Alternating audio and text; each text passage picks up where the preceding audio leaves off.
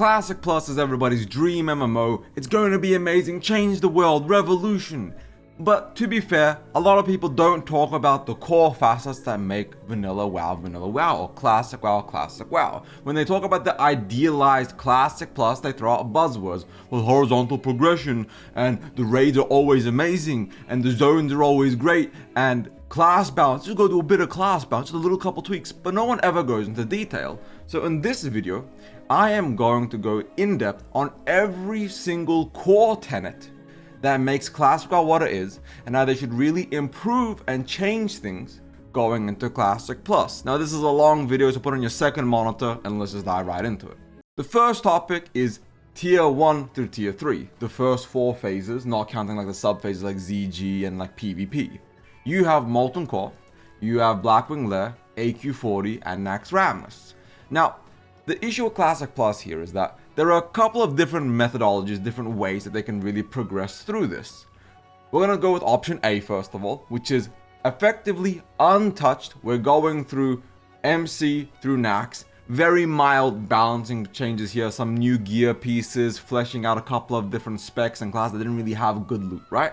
Just the basic little touch up, few little mechanics like, you know, the heroic mode, the heat level 2 without the heat resistance mechanic that you need to have your fire resist gear. Couple of little tweaks like that across the board to make the raids feel slightly better, slightly more intuitive, but for the most part, one and the same for the first 4 raid tiers.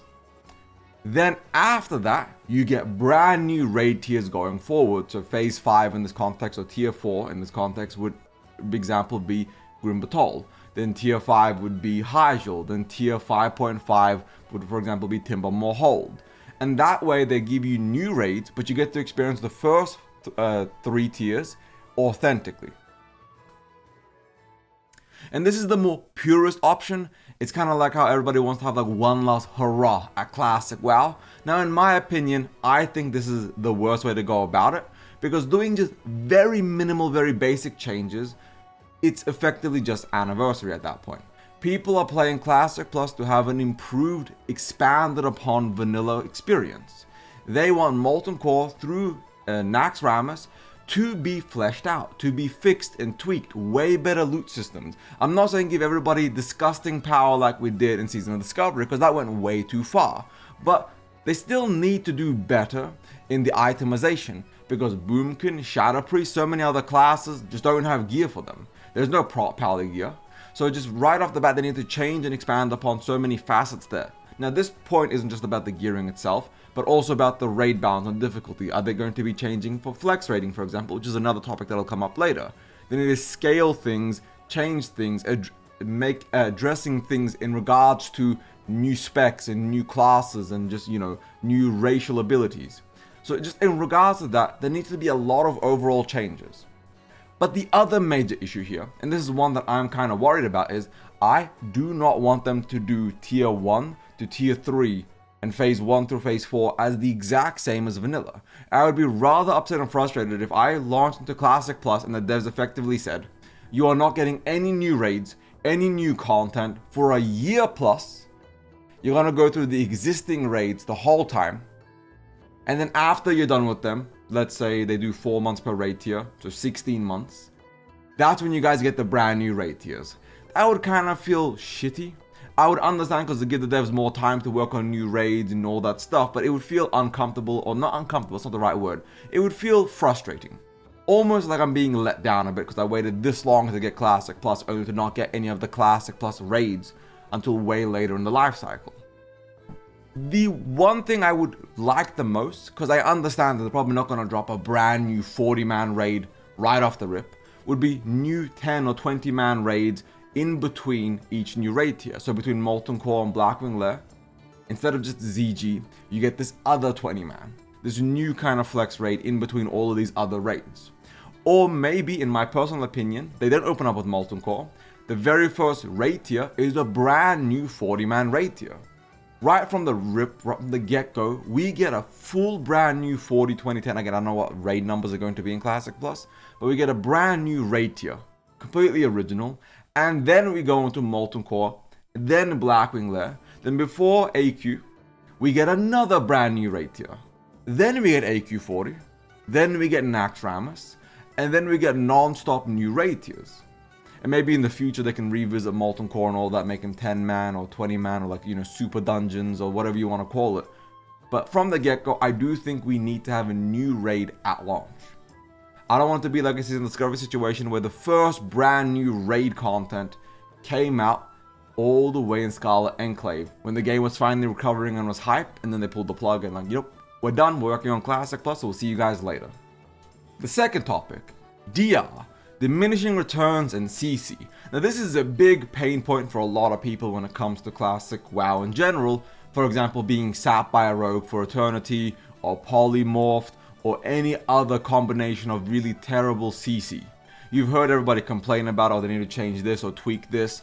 But the thing here is that if they go with TBC DR, where, you know, you can't be sapped or CC'd or anything like that for a very, very long time, it technically changes the spirit of what it means to be playing Classic World of Warcraft. The whole point of Classic was frustration, was the grittiness of the world, of being able to enjoy and play classes and things balanced around each other. A rogue will almost never beat a hunter if the hunter is good.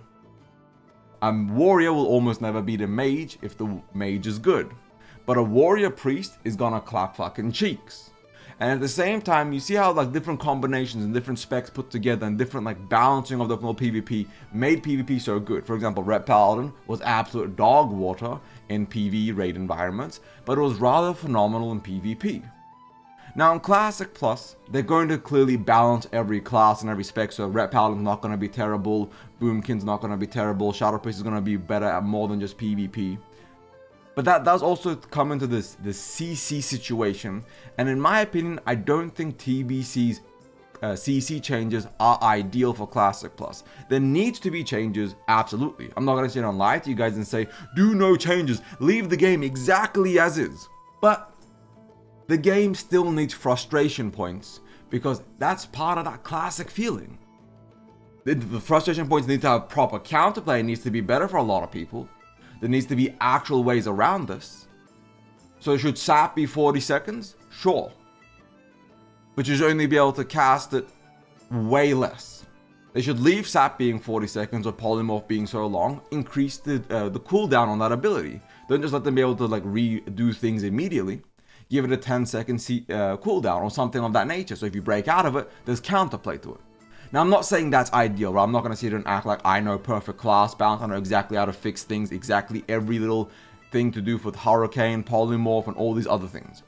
But there does need to be better counterplay and funner counterplay for other classes and other players in general. But they do need to leave the egregious timers on some of these CCs. At least that is my opinion. Now, let's move on to new raids. How, when, what? Now, in my personal opinion, as I addressed this early on in the video in the first point, I think they need a new raid right off the rip. They need to literally open up with a new raid. Because it's Classic Plus, everybody's coming in for that mental feeling of new content.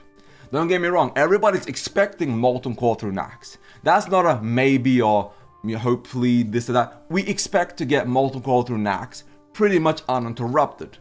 But I kind of feel like they would be breaking the expectation, making people way happier if they open up with a new raid tier. Or they gave us a roadmap. So with Season Discovery, the biggest pain point was we got those 4 teaser pictures back during BlizzCon 2023, where we got to see, we saw BFD, Noma, and then we saw Karazhan Crypts, as well as Scarlet Enclave, or, Armory, or, Cathedral, whatever it was meant to be. Then we get into the game, and we didn't actually see Karazhan Crypts or Scarlet anything until Phase 7 and Phase 8. So almost 18 months of sod, and we didn't see this stuff until the very end of it.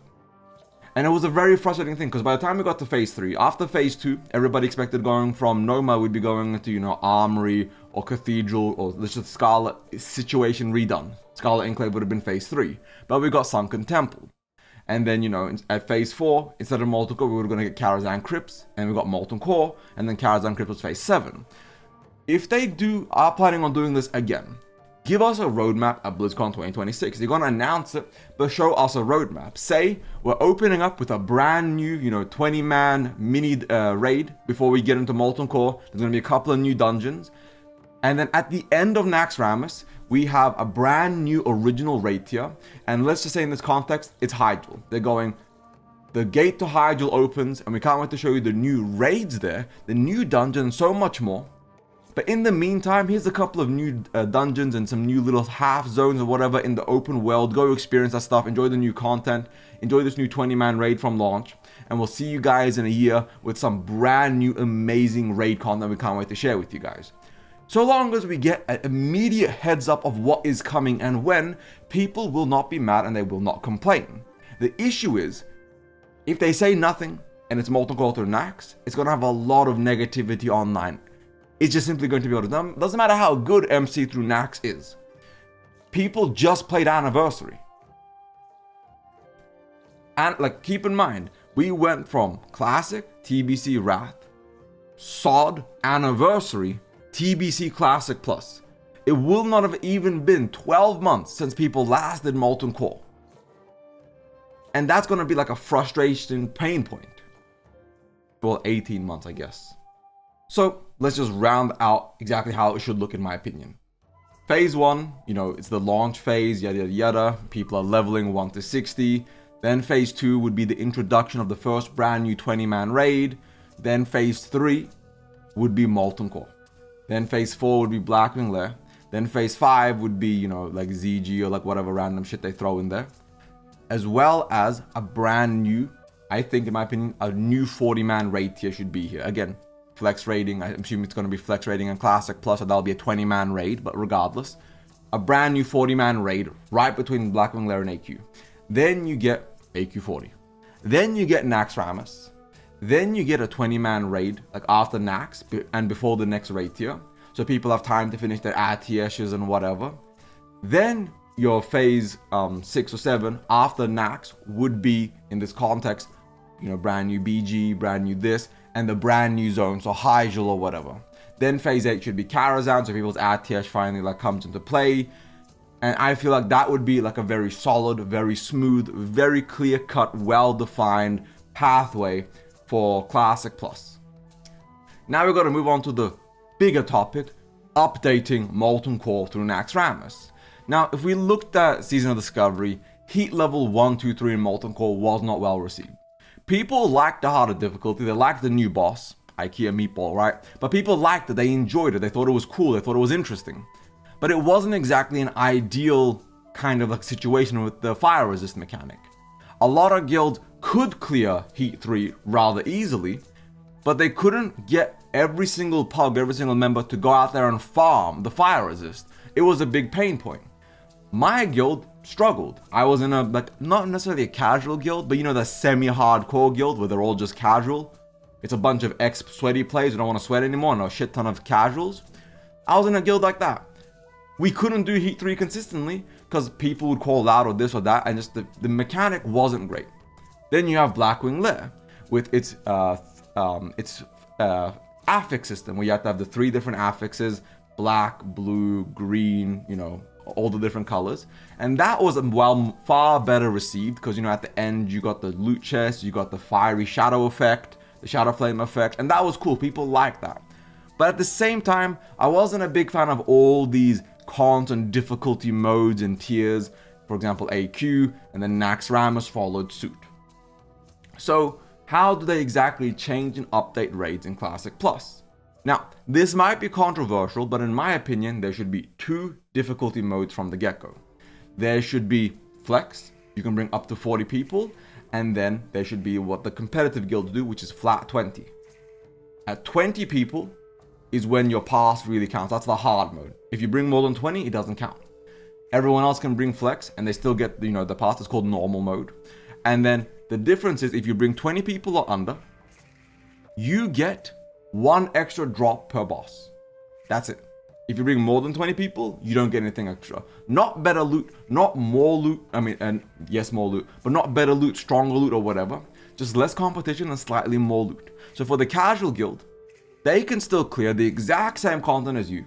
They just bring more people to compensate for the fact that, they don't have the DPS or the skill, the dedication to bring a full 20-man or a flat amount of people. Heck, you can even make it more extreme. Make the hard mode 15 people.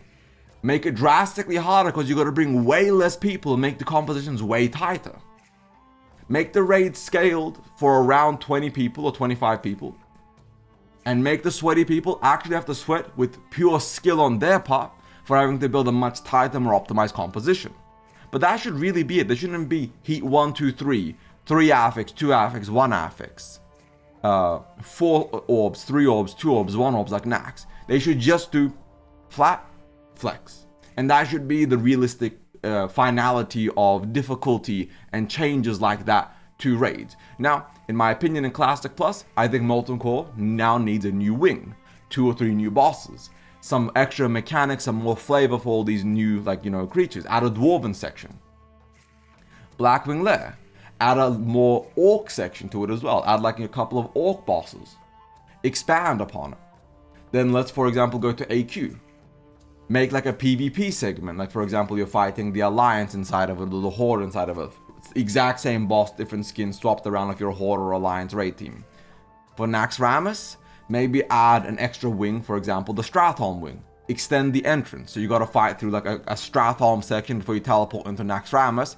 For example, the OG Nax was meant to be inside Naxxramas. If you go to Baron Riven there, and you go to the left, that little portcullis where all those skeletons come out of pouring out, there's a raid entrance there. That was Naxxramas' original raid entrance. So they should continue and utilize these little locations, little things, and expand upon the raid tiers. 1, 2, 3 new bosses per raid tier, some new mechanics, some new flavor, far more loot, far better loot, well more optimized loot.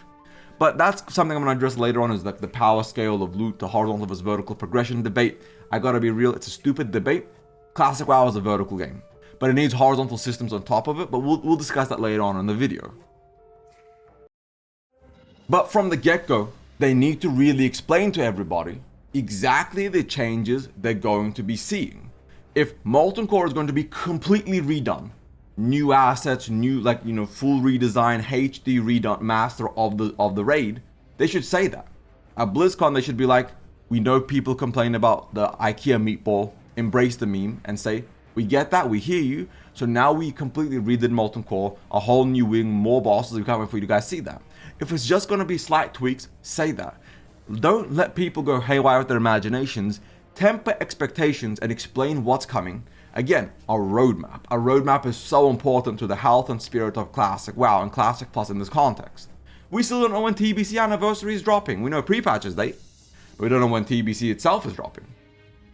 Now we're going to move on to new dungeons, the leveling bracket, and the smoothness of having that that experience just be better.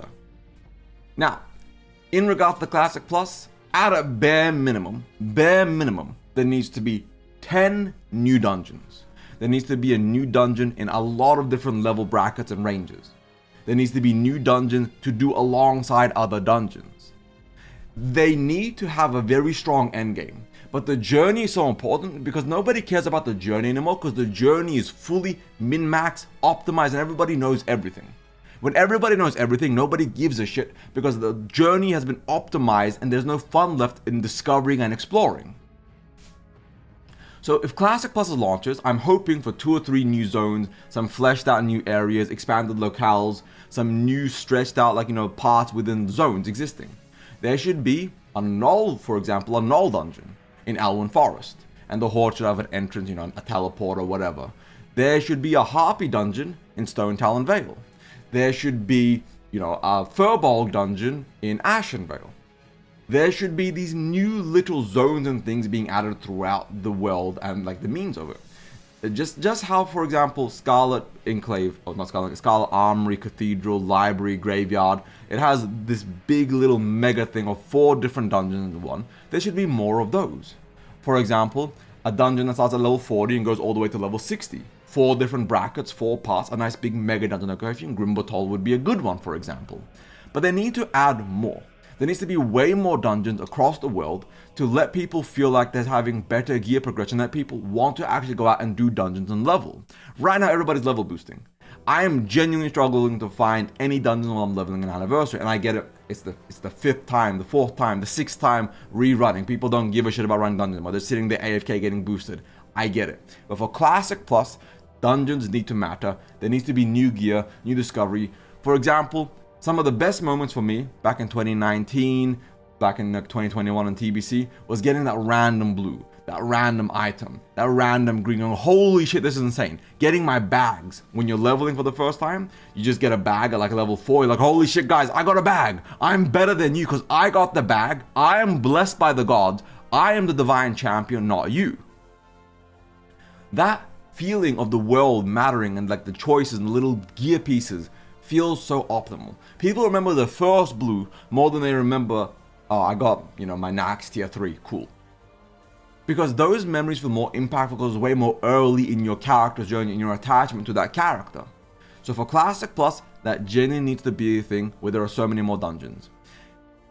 I would honestly say, if we were lucky, every 5 levels, after level 10, there would be a new dungeon. There'll be a new level 15, 20, 25, 30, 35, 40, 45, 50, 55, 60.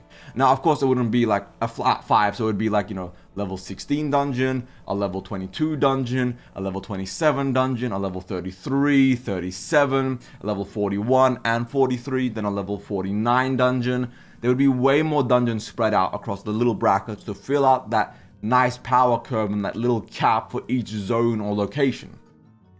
Now, on top of that, there needs to be more dungeons afterwards, during raid phases. For example, Demonfall Canyon, very well received, very beloved, very good for pre-raid bis.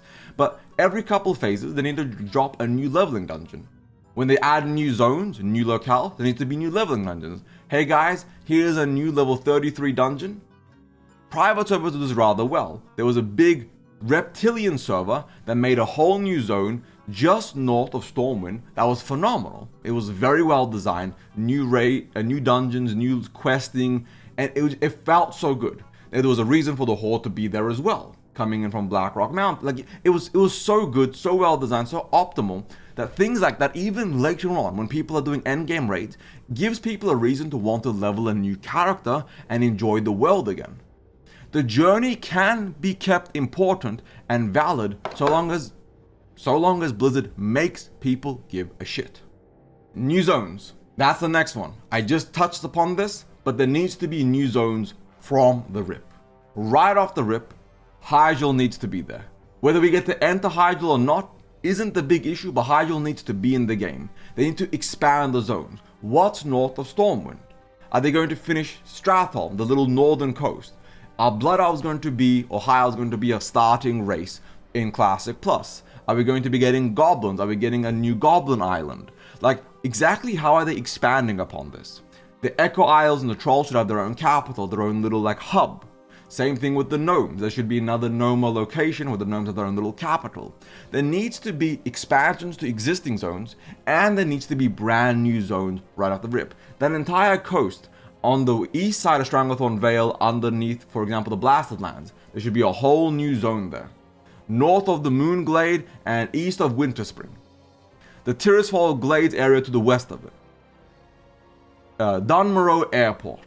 These are just things in existing zones as well as new zones.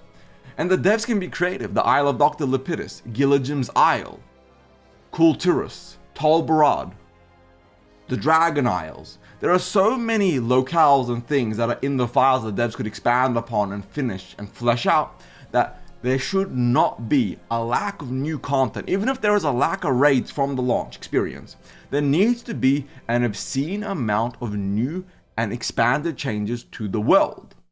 So let's talk about an idealized Classic Plus launch experience. Right off launch, the eastern part of the wetlands, Grimbatol area. Grimbatol is a new mega hub, new mega raid thing. Say there's going to be a couple dungeons. Let's say there's 2 new dungeons, one max level, one level 40. Cool. Then you move on to Hyjal. Have Hyjal's gate be there. Have the quest line start pushing towards it and talking about Hyjal and what that means.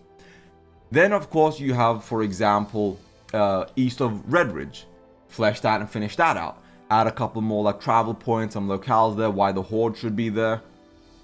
Then you go to the west of Tirisfal Glades. Then they should finish what's south of Dunmorrow and north of Alwyn Forest, that little hub there that should be a zone. And that's just off the rip. Caverns of Time should be in later phases, with new raids and dungeons and a constant new hub for people to be going in and out of that location. They need to do Uldum. the southern part of, for example, Anchorage and Silithus.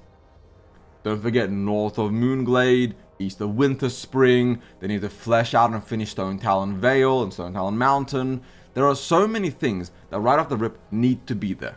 And that should be a launch thing. They should have so much content and zones accessible from launch, even if the raids themselves are not accessible. And then they can keep adding new stuff. Keep in mind, they can even stagger it. They can say what's coming and when it's coming. But they need to announce so much at the beginning that everybody is overwhelmed with the amount of content. Classic in 2019 and Vanilla in 2004 were overwhelming to a large amount of people. There was so much to do that you never ran out of things to do. Now that everything has been min-maxed and known to death, they need to revamp that world and make everything be overwhelming. 1,000, 2,000, 3,000 new quests to make the entire experience just drastically smoother, better, funner, and new. And the zones don't have to all just be max level zones. There needs to be leveling zones. A new zone from 30 to 40. A new zone from 25 to 35. A new zone from 45 to 55. There needs to be expanded upon leveling zones and endgame zones. Hydrael endgame zone, we all know it's an endgame zone. But what about the Ghostlands? What about, Kultiris? What about Gilligam's Isle and Dr. Lepidus' Isle? These could be max level zones. But they need to actually have things for the journey and the endgame. And that has to be a thing. When they drop new content, half needs to be for the journey. And I know a lot of people are going to be in the comments saying, I don't give a shit about the journey, I just want to raid. Right. But you care about the world, you care about the characters, the NPCs, the vibes, the systems. Even if you hate Desolus, you hate it for a reason, what it makes you feel, what it makes you think. And they need to have more of that. Now, we're almost 30 minutes into this video, and I am on 0.7 of 33. Buckle in, it's gonna keep going. Now, this next point is additions and changes to the world map. Now, I already talked about new zones and, new raids and new dungeons, but existing zones need new hubs, new quests, new flight paths, optimized flight paths. There needs to be new things to do inside existing zones. Crossroads should be expanded. It should have more hubs sending you to more different quest lines. The Echo Isle should be expanded upon. There should, once you've finished it, there should be another island there that's a nice troll capital. Orgrimmar should have, better path. There should be a path connecting to Ashenvale right from Orgrimmar. I know that happens in Cataclysm, but they need to already in Classic Plus expand existing zones. Alwyn Forest should have more quests. There should be new dungeons and then new hubs pointing to those dungeons. Same thing with all the existing zones having a couple of new quest hubs to make that experience feel more fleshed out and well-rounded. Because as it feels right now, there are a lot of zones and a lot of questing experiences that just don't feel that great. You feel frustrated and exhausted, and that's why a lot of people end up boosting because, oh, this was a really shitty zone. Or 33 to 40 is terrible. And so is 40 to 50. Well, if I've already boosted this far, I might as well boost to 60 as well. You gotta take that idea away from people and make the questing experience not faster, smoother. Questing can stay exactly as it is, but if you add 1,000 new quests and make questing feel better, nobody's gonna skip quests. They're gonna quest. People aren't against questing, they're against doing the exact same thing over and over again. So if you add a shit ton of new hubs, new locales, new things in the existing zones, I'm not even talking about brand new zones, in the existing zones, you can make the experience drastically better for every single person. And they genuinely need to expand upon every single zone.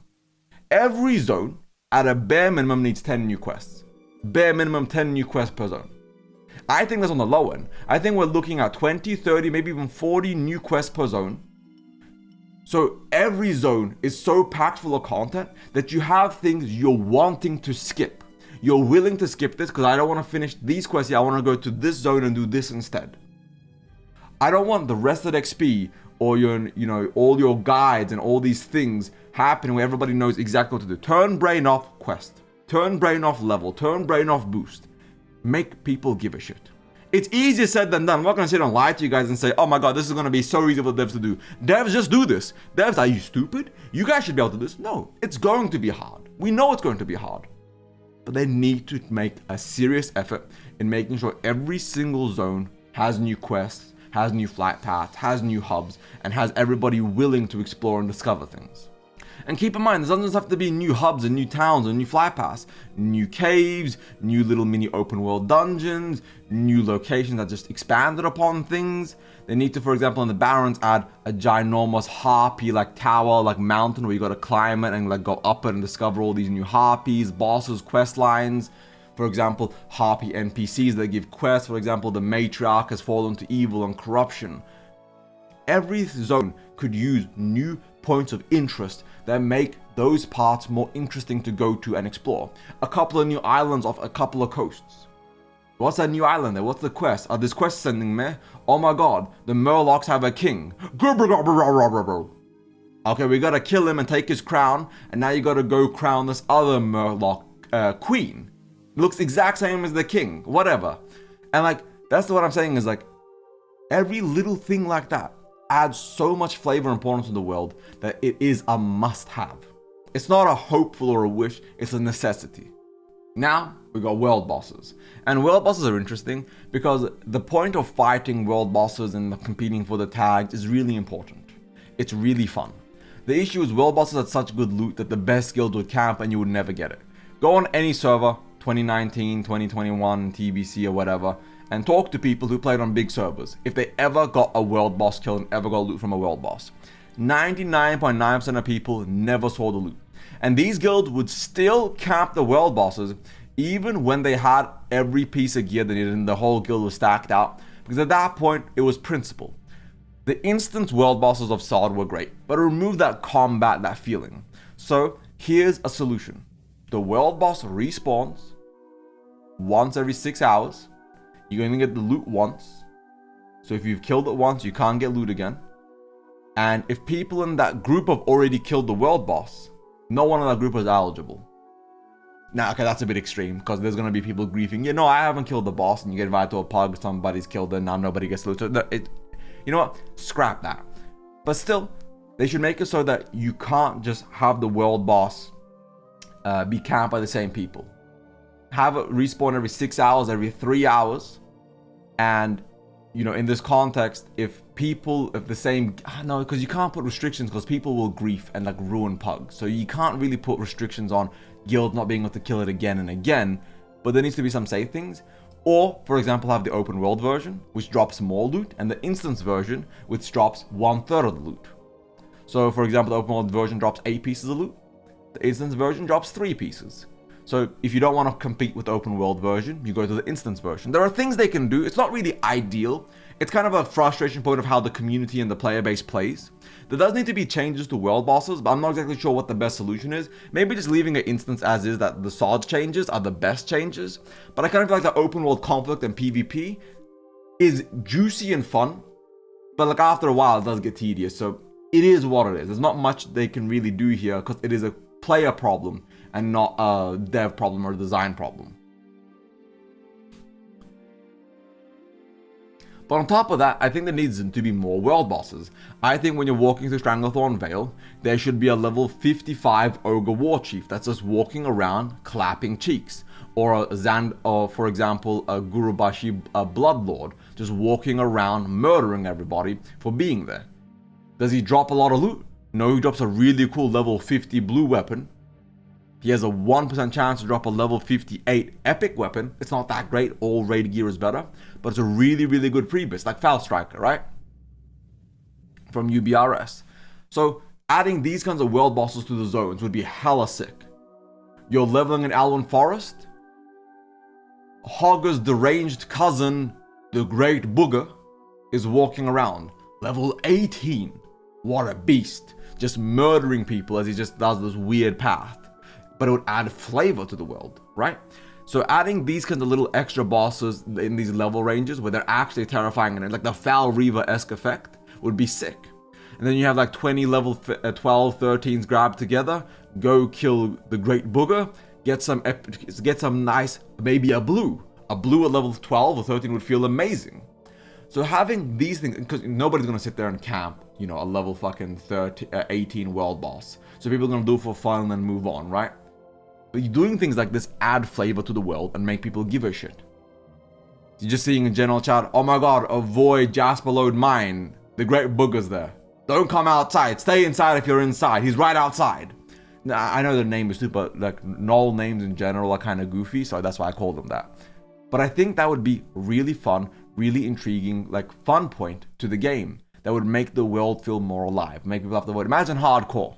Imagine watching your favorite streamer and the guy Zaryu's walking past, you know, he's not paying attention, he's reading chat, and then he just gets goddamn touched by this ginormous null world boss. It's content. But it's also just fun for everybody. Now we have hardcore, and Classic Plus needs a dedicated hardcore server. Not a maybe or a hopeful or a dream. It needs a dedicated, full-blown Classic Plus server with tweaks and changes designed around Classic with hardcore in mind so that they can play the game. Hardcore is one of the singular most popular versions of Classic. Well, people don't want to hear this, but there are more people casually leveling and playing in Hardcore than they are casually leveling and playing Anniversary. Anniversary has a drastically larger leveling scene, but the Hardcore community is genuinely huge. People love playing Hardcore because you're not with time, I've got to get max level, get this gear, get this pre-bris, get these consumes. Your goal is a personal, self-fulfilled goal, an achievement to hit level 60 and enjoy and care for the journey of a world you love and adore.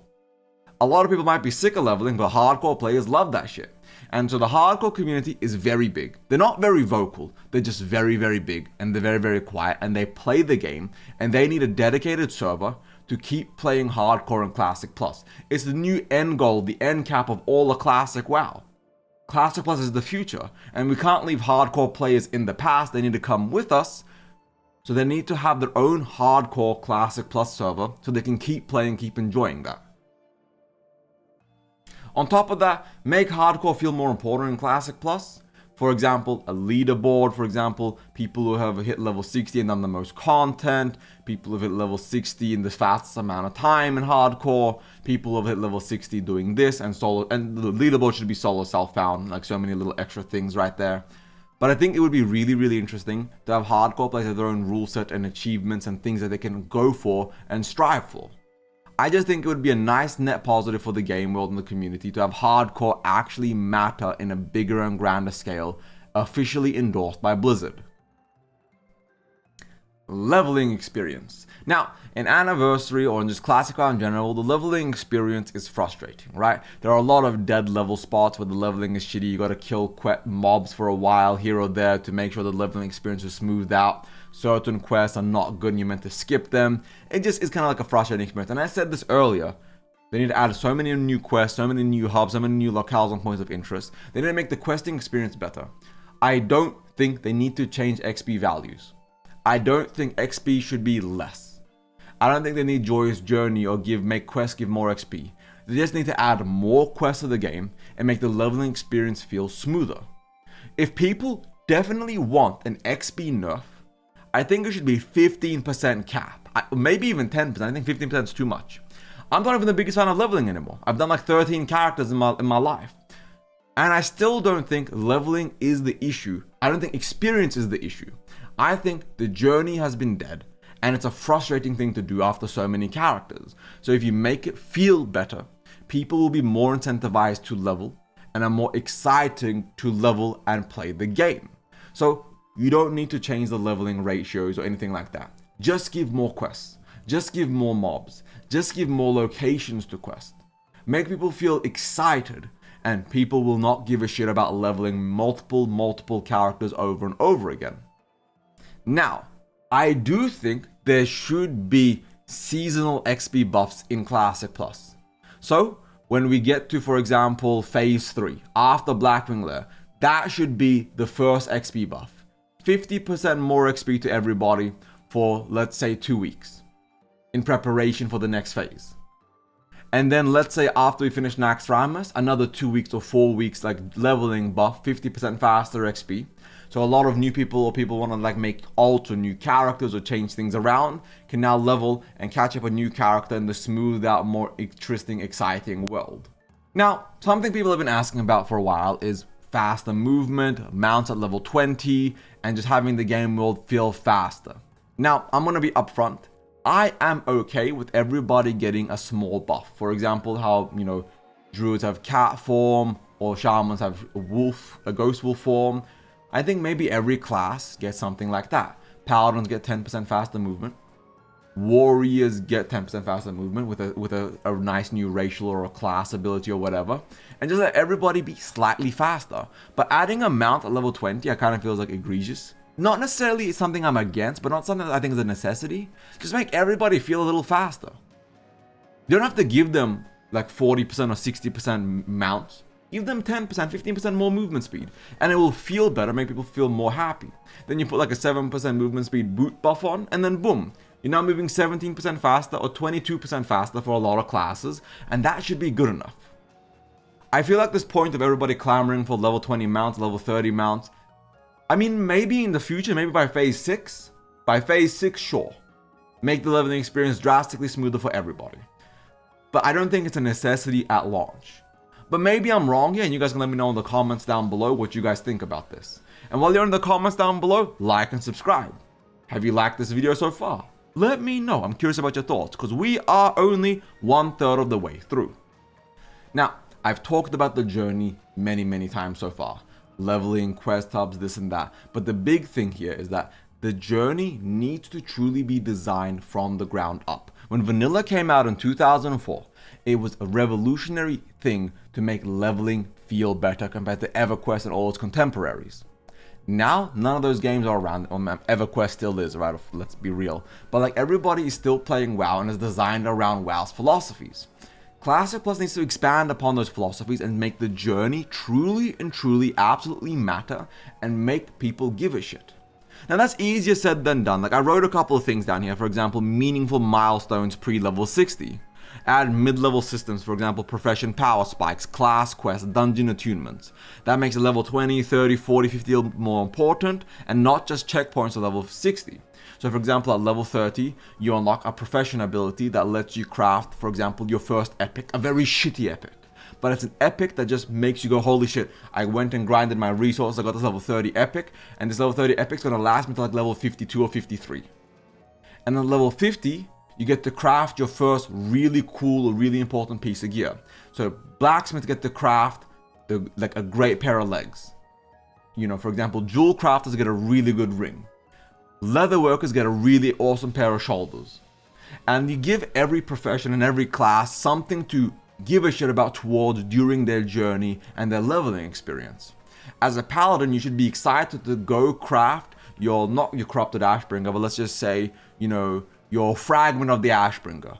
A really shitty, well, really good, level 55 two-handed sword that makes you feel like a Giga Chad, right? It makes the PvP feel good, the PvE feel good, and it's this goal you work towards. And yeah, of course, it's going to be better level 60 dungeon gear, and every raid weapon is going to be better than that, but it makes you feel more incentivized to craft your own gear, your own progression, rather than just go dungeon spam to grind your prebis out. Crafting your prebis and making every class have different professions and different things that are like really good. And don't just make it so they get just the weapon. Make it so people have to make a conscious decision. Do you want those plate legs? Do you want those plate shoulders? Do you want the helmet? Do you want the weapon? Make it so you only get one per character. And it's bind on craft. So you have to pick what you're crafting. And you can't equip them all because they're all unique to each other. So everybody has to make different decisions. And then of course another system I added was social anchors. What do I mean by that? Guild achievements, guild rewards. So for example, when your guild gets together, kills a certain amount of mobs, you know, the guild achievements from Cataclysm and onwards. Scaled down, of course. But for example, you get 15-minute faster Hearthstone cooldown. You get, you know, 10-minute, you get, you know, instant mail between guildies. Little things like that, I think, do make the game feel better, make people feel more willing to connect with the guild and a community. There's of course always going to be your 1,000 person leveling guild. You know, you get invited, you stay there to level 60, then you quit and find a proper guild. I feel that's just part of the classic WoW charm. There's leveling guilds everywhere, and people are always going to be part of leveling guilds and leveling communities, and then we just got to embrace and accept that. But like I said, guilds don't really matter for the most part with the pugging culture and the soft reserve culture and all this stuff. So they need to make guilds matter again. You know, dungeon weekly bonuses that push people to group together. For example, a full in-guild dungeon run drops double loot once a week. So you're incentivized to be in a guild. You're incentivized to group with guildies. You really want your Prebis, you want your Hodge. Now you get a double chance once a week, so long as you run with 10 guildies in UBR. So that's to be a full guild group. And like I'm saying, like little things like that will make the game world and the guild more exciting and interesting to play together. And that social cohesiveness would be really fun and really interesting. And then of course, my final point here I wrote was account and cosmetic recognition, titles, toys, achievements. You know, you hit level 60, butt naked. You did an Iron Man run. You get an achievement for that. So now you want to do you're one of those degenerate players who wants to get the feeder strength for leveling every single class to 60 Iron Man. Insane achievement, but it's a goal to work towards. And then of course the regular people. You get the regular 10 achievement points for getting each class to level 80, so you get every class to level 80 because you're one of those 100% achievement hunters. You don't care about feats of strength because, you know, it doesn't count towards your achievement total. But some other people are like, I'm him. I'm going to show you guys what can be done with the power of degenerate willpower. And you're like, go ahead, buddy. Giving people reasons to care about the journey in the world or let them create their own journey. I think achievements kind of push towards that. So for example, if you get an Iron Man character, you get, for example, the Iron Man Hearthstone effect, where your character starts ascending and levitating into the air before they're half back. People are going to see that and go, damn, that's really sick. Do I really want to grind Iron Man just for that Hearthstone effect? I'm going to let him have it. Or for example, if you're so degen that you get all, for example, let's say there's 10 classes. You get all 10 classes to level 60 in Iron Man. You get the Ascension Hearthstone effect, where literally everybody hears music around you. Every single person hears the music of your Hearthstoning. Dun, dun, dun, dun, dun, dun, like play some like epic theme. Not many people are gonna do that, but some people will. And it's this incredible super feeder strength that people would be excited, and some people would try to achieve. It's a forever game mode, they have forever to do it. Now we have dungeon farm / spamming. Now in TBC Anniversary recently, they made a couple of changes in the PTR and whatnot, so you can't actively, you know, dungeon farm or level boost or do any of those things anymore. And in my opinion, that is something that needs to be addressed for Classic Plus. If somebody is 10 levels above you, you get 0 XP. 10 levels is a very fair range. If you're in BRD, you know, maybe at 48, you don't want to go into BRD now, you want to quest till 50, so then you can go into BRD and like clear it. Or maybe they make it 11 level range, so you can go to BRD at level 49, and then you can play with level 60 and still get XP. But 10-man dungeons don't really give good XP anyway, so it's what it is. I mean UBR, sorry, I should have clarified. And so in contexts like this, I think they need to address boosting. It needs to be banned, it needs to be against TOS. You should be able to boost your friends, if you so want, but boosting for gold should be against TOS. The level boost should not be in the game. And I know people are going to be about, oh my god, you're a hypocrite, haven't you been boosted? Yes, but I've also leveled a shit ton of characters. Haven't you used a level boost before? Yeah, when you buy the collector's edition or whatever, you get a level boost, and I've used it before. I've never bought an individual level boost in my life before. I mean, never say never. I mean, TV's Anniversary is coming up, but my point is, if they let you boost the blood off, I might actually do it. But the point I'm saying is that level boosting is against the integrity of the game. Dungeon spamming, not necessarily. Now, the thing with Classic WoW is that people literally will log on, and they will literally farm their prebis from day 1, day 2, day 3, 10, 12 hours of non-stop dungeon farming back to back. They will crush every single dungeon unlimited amounts of time. You know, for example, you have Mara farm, people farming the dagger from Princess, and you'll just see them just constantly farming and farming and farming, hundreds of runs per day. Is that a bad thing? Not necessarily. But at the same time, the devs do need to protect the player base from themselves to prevent burnout.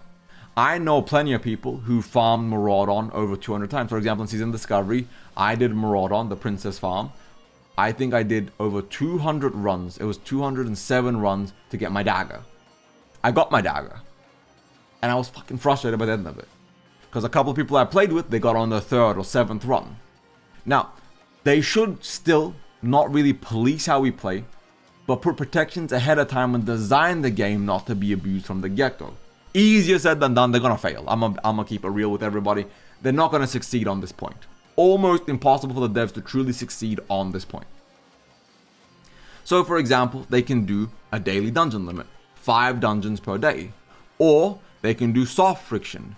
So after 5 runs, no gold, bosses drop less loot, or there's no XP. So you're incentivized to go level in the world or whatever. But at the same time, like I said, it's not necessarily something the devs should be doing, but the community themselves should be pushing to play the game in a better way. They're not going to, but they should be.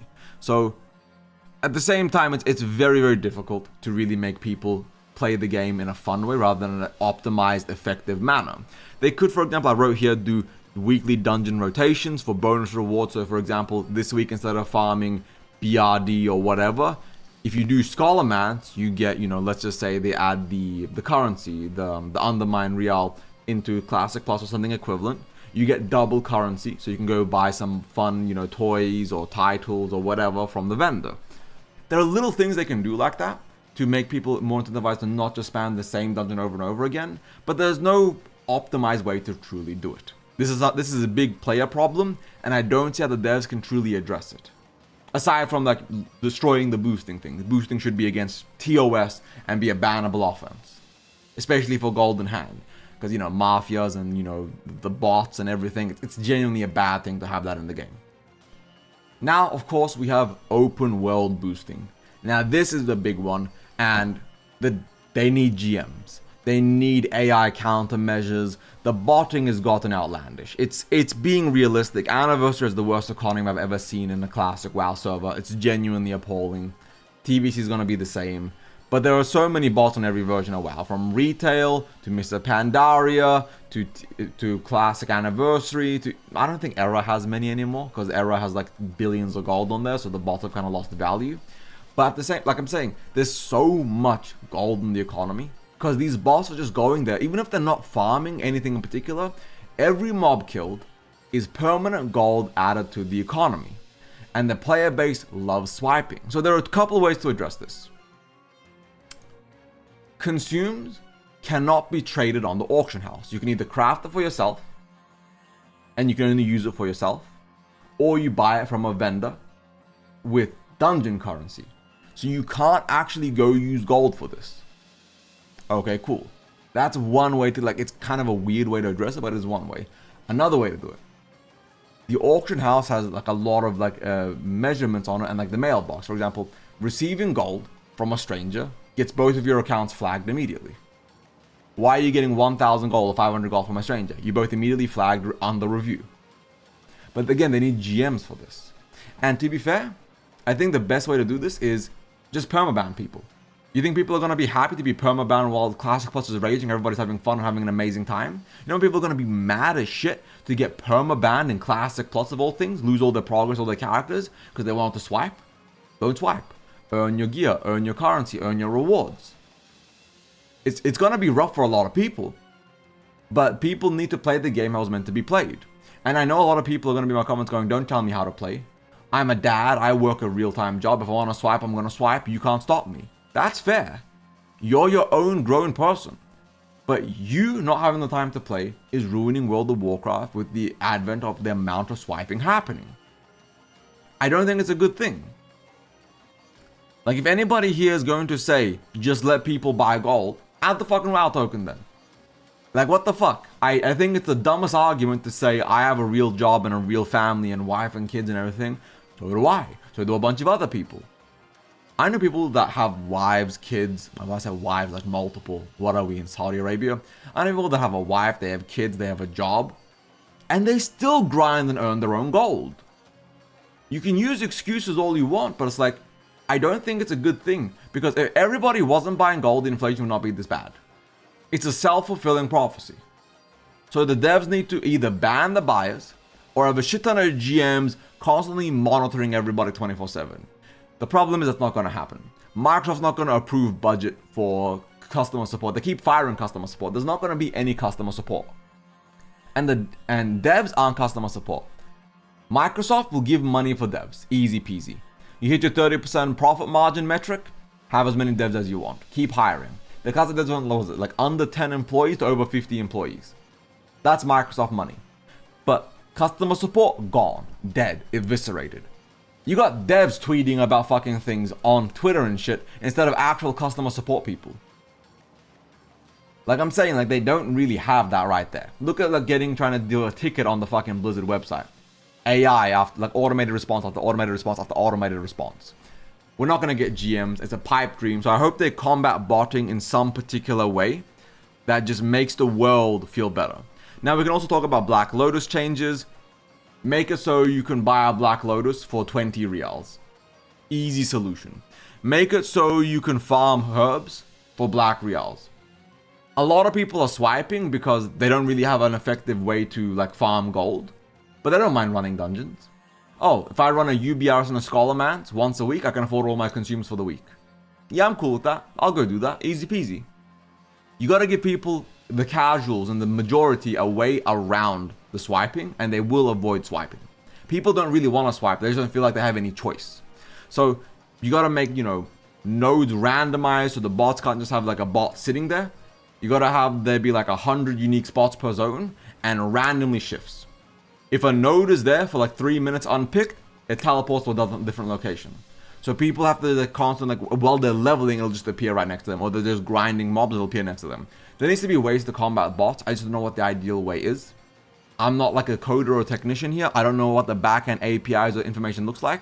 I just think they truly need to go out of their way to incentivize and improve upon the experience for the entire player base. Bots are a huge issue. Now we get to Endgame Dungeons, Heroics, Mythic Plus, Hard Mode Dungeons, and I gotta be real here. I'm not the biggest on the Mythic Plus system, but it does have very high player retention, and Classic Plus needs something similar. I don't think Mythic Plus itself is ideal, but I think maybe Heroic Plus would be. So there's no better gear for running these dungeons. But the dungeons are drastically harder, and every new level of Heroic Dungeon gets you, for example, let's say there's 3k IO in game, right, for Heroic Dungeons. Same thing as Mythic Plus.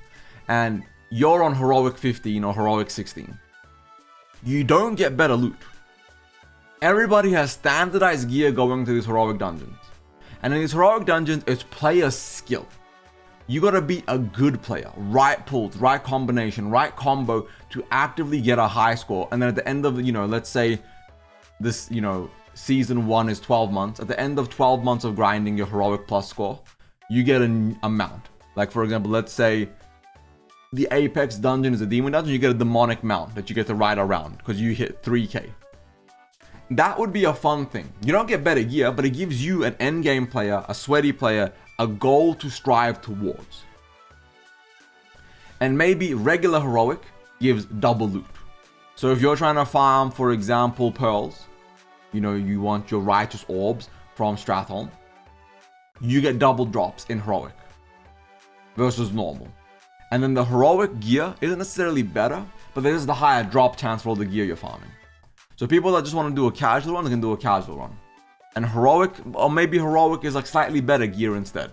So you have regular dungeons, and then only certain dungeons have Heroics. So for example, Ragefire Chasm. Ragefire Chasm Heroic is a whole different set of gear from level 13 Ragefire Chasm. And there's more bosses, they expanded Ragefire Chasm, so instead of being 3 bosses, like 7 bosses, it's a big dungeon for both the leveling and the max level experience. And at max level, you're now running Heroic Ragefire Chasm with stronger mechanics, stronger abilities, and really good level 60 gear, like for your previous farming. And then of course, you get reals. Heroic gives you 2 reals per boss instead of 1, or Heroic has extra bosses instead of more reals per boss. So just things they can do to make the endgame dungeon scene more active, more vibrant, more full, more people actively participating in it, and like expanding and exploring and enjoying all of this content. Now we have endgame PvP, arenas, BGs, and things of that nature. Now, in my personal opinion, there needs to be arenas. There needs to be 2 different kinds of arenas. There needs to be dual arenas and arena rating. So 2v2s and 3v3s and 5v5s. That should be its own separate bracket. And then there should be the Orgrimmar arena and Stormwind Fight Club or something. And 1v1s. There needs to be 1v1 leaderboards, where you can queue a 1v1 and then randomly queues you up against someone of your elo. So if you're a 3000 rated 1v1 dueler, you get rated against another 3k 1v1 dueler. So, you know, an orc warrior versus a human rogue, and you guys are pumping and popping off, full consumes, gadgets, you have your professions, you guys are going ham. I think 1v1 would be cool, and everybody can just participate and spectate. So for example, Orgrimmar Arena, everybody can get up in the stands, and somebody can jump down, and then somebody else can jump down, and it triggers a 1v1. So even if more people jump down, there's only 1v1s. So you're not all fighting it, you're not all hostile to each other. And I think that would be really fun to make people have a really good time with the 1v1 arenas and the fight club and the dueling, because dueling is really, really big in Classic WoW. Go outside Orgrimmar or Stormwind, and people are always dueling, always fighting, even Ironforge, and just having a good time combating each other and fighting each other. And it's really good and fun things to watch and witness. Even if you're not a good PvPer, you enjoy a good solid 1v1. People have a blast with a nice, solid, juicy 1v1 combat system. Of course, you don't have arenas, 2v2s, 3v3s, all that stuff. And so right off that, you need an arena system. You need high-end PvP for high-end players to like actually be able to participate. Even low-end players should be able to arena, but arena is a staple part of endgame combat. Arena itself isn't necessarily classic, but arena was intended to be in classic. That's why you have Orgrimmar Arena and all these other locations. It was meant to be inside Classic WoW and Vanilla WoW originally. They just couldn't implement it in time. That's why it's a TBC system.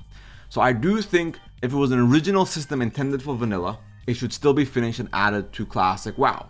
And this virtue, in this context, I think arenas, 2v2s, 3v3s, 5v5s are a good thing to add. It's just more content for people to do. Because keep in mind, if you're not a PvP, you're not going to touch it anyways. But a lot of people are PvPers, and they would love to have more PvP options and more PvP variants and more PvP things to actually participate in.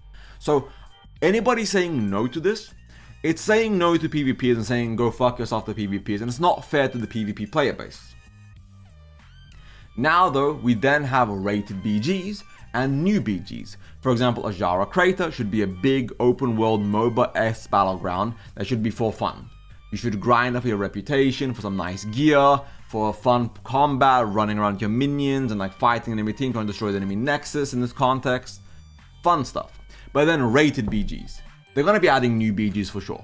But imagine ranked Alterac Valley, where you have proper 40v40 people going in these epic style, fully coordinated battleground. Like imagine epic PvP to the scale of truly epic coordinated PvP. A 40v40 of coordinated players. We need 3 people to assist Stonehearth Graveyard right now. I need 3 people to hit the bunker. I need 2 rogues to circle around, stealth cap this. Rogue Squad 1, I need you guys to go all the way to the bunkers down there. I forget the name of the bunker off the top of my head, right? And go capture those. The battle, the PvP, the drama, the storytelling, it's going to be absolute peak. And I think having rated battlegrounds for not just Warsong Gulch and Arathi Basin, but also these epic game modes like Alterac Valley would add a lot of flavor to Alterac Valley and make people way more interested and excited in playing them, instead of just AFKing until rank 14. Now we have open world PvP and the logistics behind that. Now, as I discussed DRs and CC earlier, open world PvP isn't fun for a lot of people. A lot of people have been clamoring for war mode or PvP server players saying just go play on PvE servers. But the average player is going to want to play on the most populated server. They're going to want to play on the most populated experience for these servers, because people just want to play where it's popping, where it's exciting, where it's interesting. And the issue is PvP is a core fundamental tenet of Classic WoW. It's a core fundamental system of Classic WoW. It is absolutely incredibly important that PvP stays as a central, centrifugal force for the Classic WoW ecosystem. So what can you do to make that happen? PvP only zones. Endgame level 60 zones should just be flat PvP. Everybody's on one server. No PvE versus PvP. If you toggle for PvP, you get, the war mode bonus, you get 25% extra gold and XP for questing and open all the PvP on. But every single max level zone, full PvP. Now PvE players won't be happy. But the issue is, no matter how you look at it, people are going to be unhappy no matter what you do. Is war mode ideal? Not necessarily. It is fundamentally, in my opinion, the modern system that does work overall. But they just need to make PvE players want the PvP. And they just got to add incentives to it. What's the incentive? Better resources, better loot, better gold farms, just, more honor. If you're playing with open world PvP on, get double or triple honor. Make people give a shit about PvPing in the open world. Make people have fun. A good way around this, no PvP in dungeon or raid entrances. So for example, that entire corridor that connects to like UBRS and Blackrock Spire and BRD, Blackrock Depth. No, what the fuck? Blackwing Lair. I literally talked about it earlier today multiple times. But the entire corridor should be no PvP. You can't PvP there. There. You just solved the big gripe of a lot of PvE players. They want a PvP on their own terms. So just don't let people get ganked in front of dungeon entrances. Make it safe spot. And just like that, all the PvE players are happy. All the PvP players kind of mad, but you can still camp the entrance to Blackrock Mountain. You can still camp those. You just can't camp the dungeon or raid entrances themselves.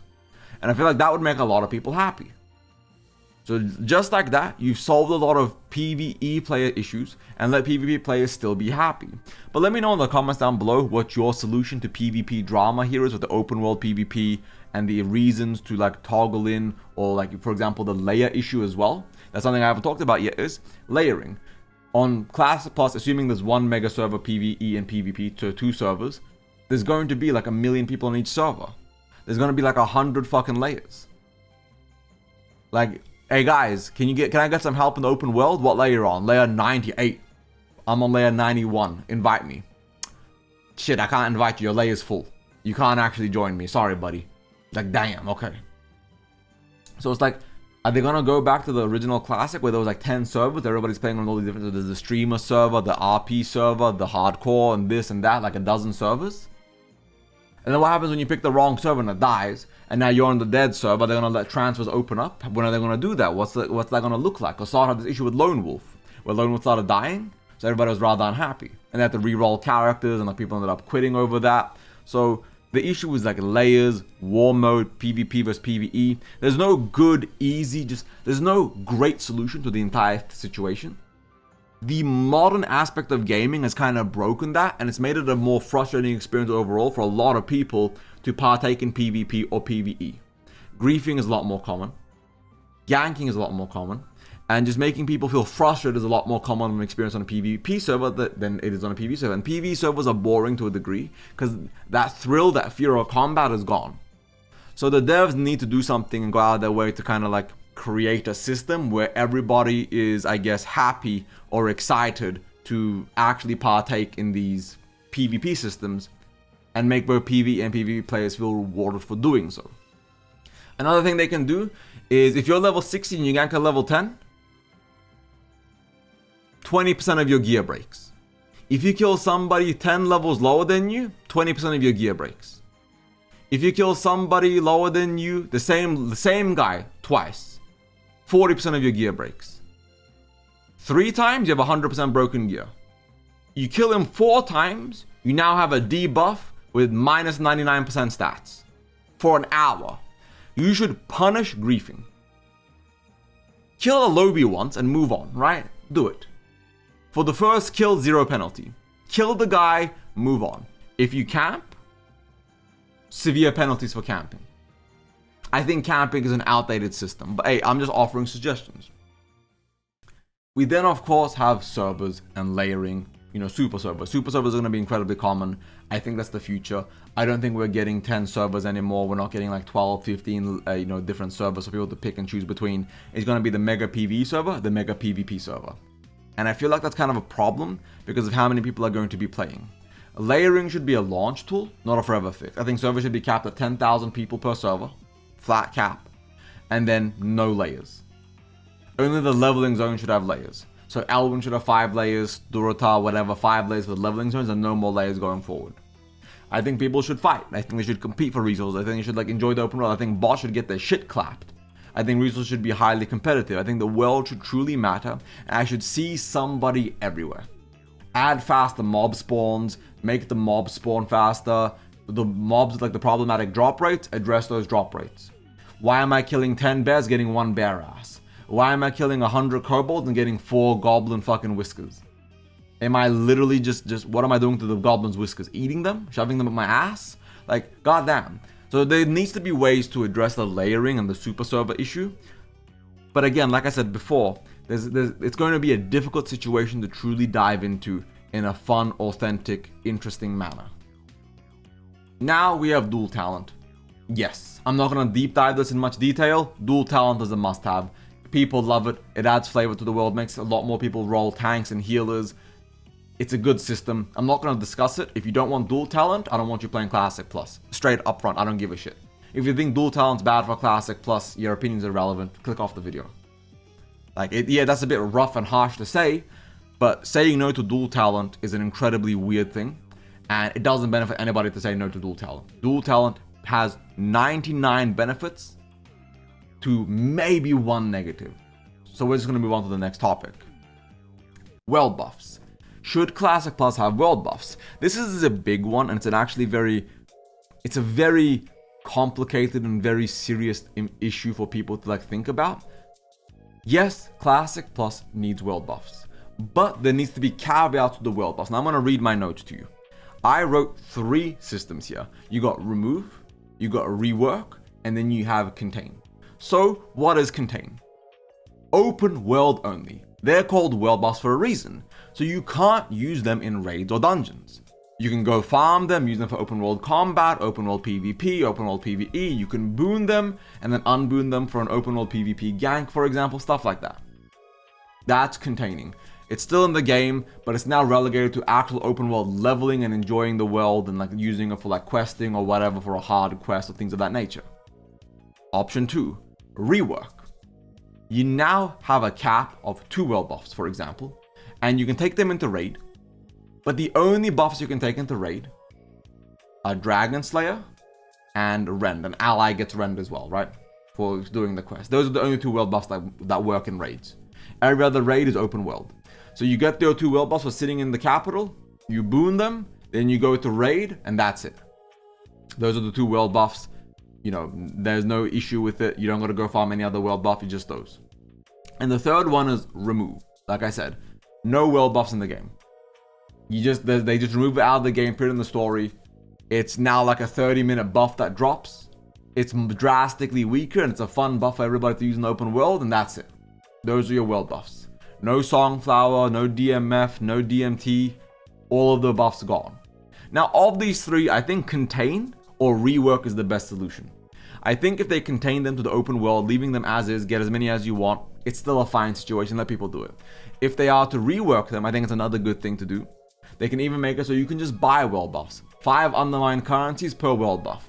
So instead of going out to open world, you go run dungeons, you get your 50 currencies, you go buy a full stack of world buffs, you boon that shit, and then you just, you go farm more currency for other things or other resources. If you're cheap and you don't want to go farm dungeons because you don't want to spend your currency like that, go farm the world buff open world and do that. But they should add different ways to get world buffs and different methodologies to get them and make it not feel as frustrating as the gameplay loop. And then they should do another thing. If you want your passes to count, you can't have world buffs. So if you want a speed clear, you do that with world buffs. If you want a pass, you do that without world buffs. There's a lot of different methodologies to making world buffs not suck ass and not be such a frustrating pain point for a huge portion of the player base. But there's no easy way to say it. There's no easy way around it. There's no easy solution overall.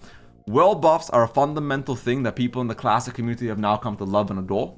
And removing or not adding that to the game truly does make people upset.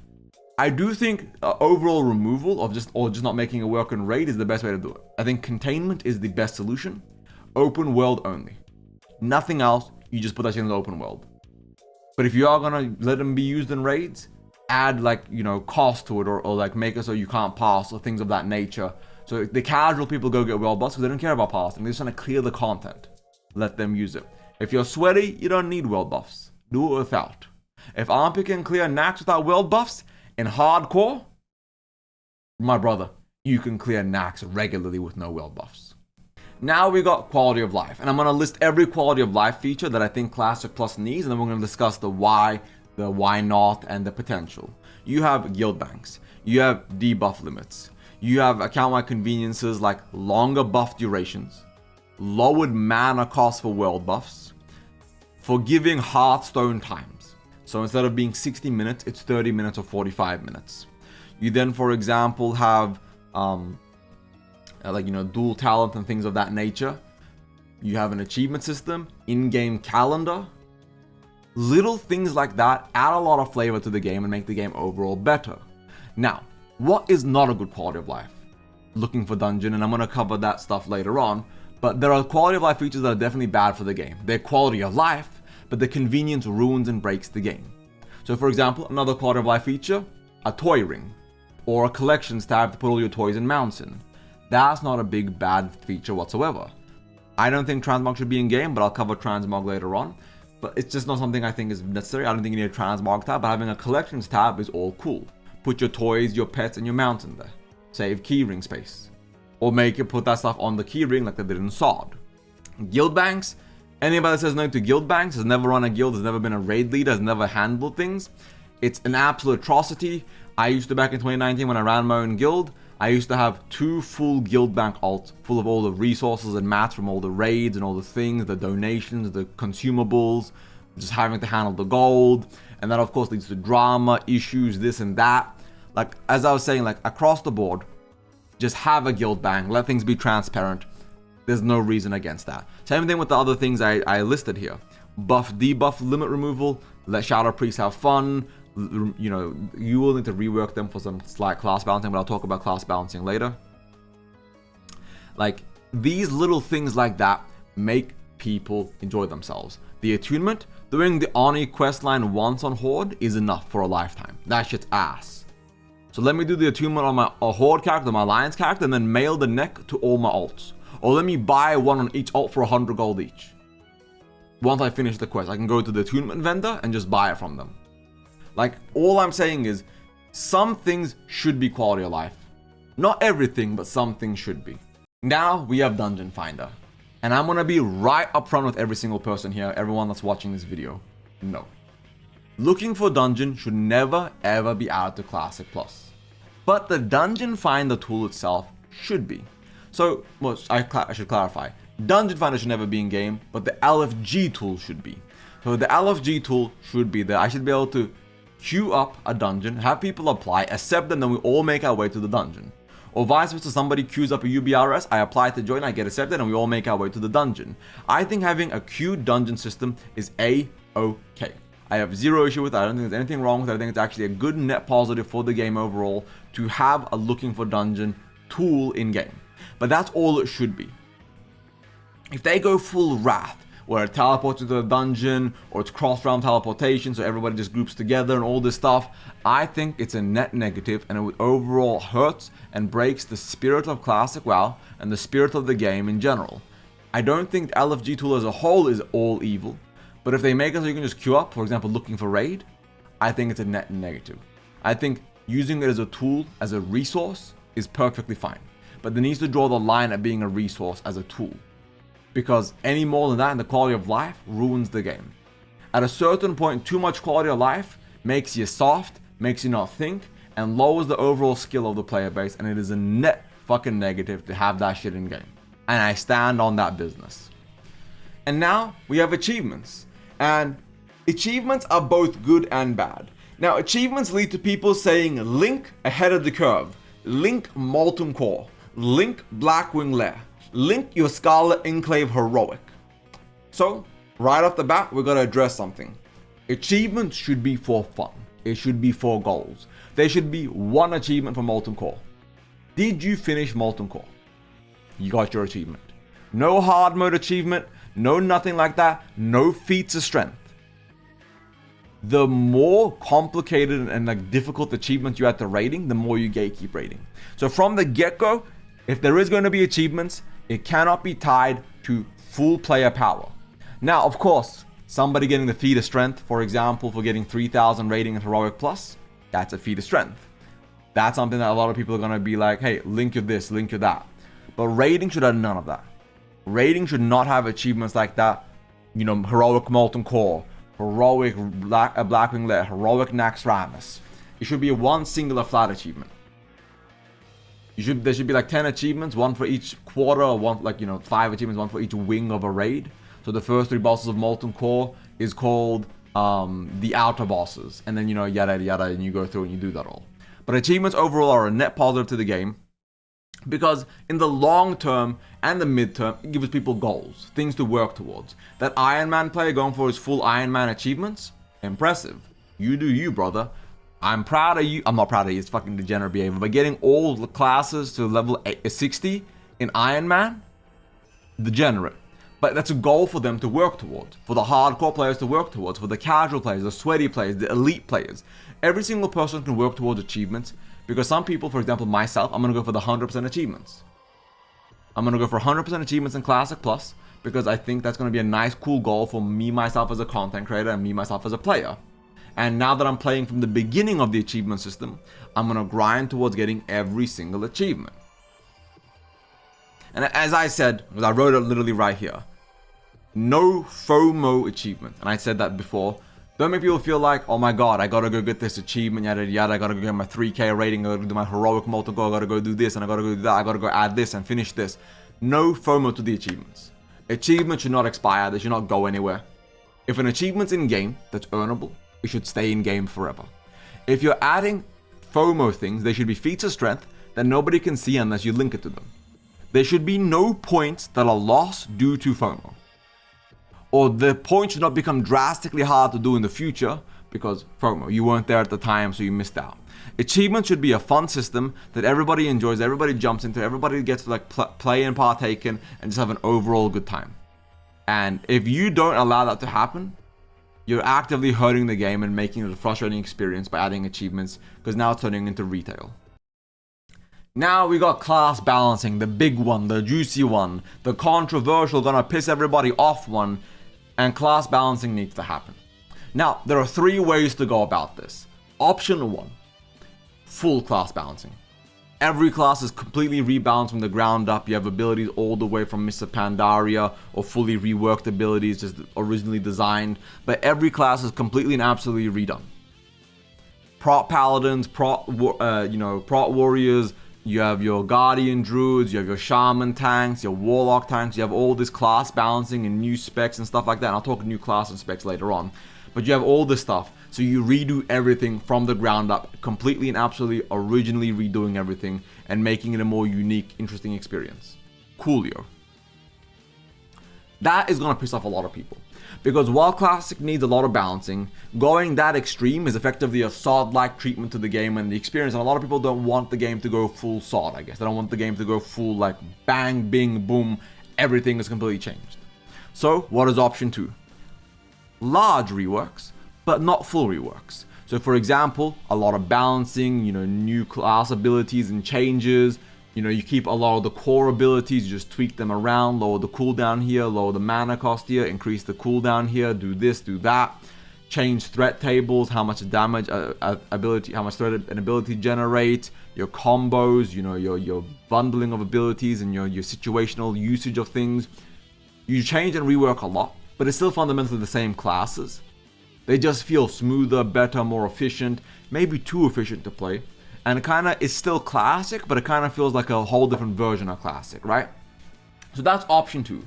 And option 3, which I think is what most people want, is minimal tweaking. Prot Pallies get a taunt. Shadow Priest has less threat.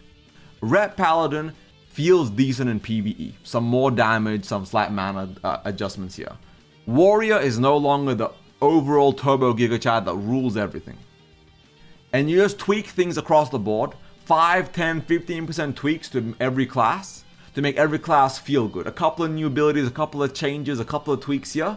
So every class feels playable and good, but not every class feels incredibly overpowered or incredibly generic or incredibly overdone. On top of that, another thing that we need to keep in mind is there going to be seasonal patch notes and balancing? Are they going to be changing classes and specs and things around once we get the Scarlet Enclave or Grim Batol or Gilneas or Hydril? Are they going to be expanding upon class balancing every 3-6 months? Our class is going to keep changing as well in the future. People talk about class balancing now for the launcher classics. What about the future classes? What about the long term, the longevity? What about breaking down and discussing every single facet of Classic Plus and every single upcoming patch? Nobody discusses that, which is something you need to keep in mind, that if they do class balancing of any number, there's going to be forever new class balancing every couple phases, if not every single phase itself. We adjusted Shadow Priest by 2% here, we adjusted Warrior by 3% here, we adjusted this by 2.5%, 1.7%, 6%, 4%. There's going to be a lot of tweaking happening the entire life cycle, the entire duration of Classic Plus, because once you start balancing, you have to keep balancing. And that's something we have to keep in mind and be prepared for. Every new ability, every new class item, every new legendary, every new spec they add will change the balance and overall dynamic and dichotomy of the game through and through. Now, of course, we have racials and weapon skills. Right off the rip, I have to be upfront. They're going to rework racials, and they're probably going to rework weapon skill a bit. I think they're going to make weapon skills so you can pick at the beginning of the game what weapon skill you want to go for. And then maybe for 100 gold, you can change your weapon skill at a whim. Right, weapon skill is going to have minimal, it's going to have, I don't think they're going to remove weapon skill, but they're going to tweak it and make it either more accessible or easier to use for a lot of people. Racials are probably going to get a full rebalancing. Certain factions and certain classes are just that much better than other classes, just hands down. They're going to rebalance racials, and they're either going to do two things. Everybody gets overpowered racials, or everybody's racial becomes cosmetic or for fun. So everybody gets like a diplomacy-like passive, for example, the humans, 10% extra rep. Everybody gets something similar to that. 10% better vendor prices, this and that. So I'm not sure exactly what they're going to do, but I can tell you right now that those are your two options, and I'm not sure which one I prefer.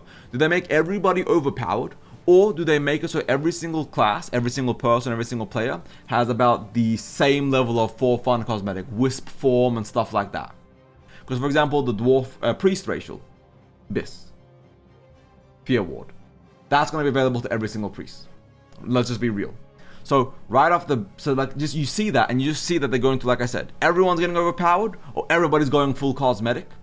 And I kind of feel like I prefer the full cosmetic effect.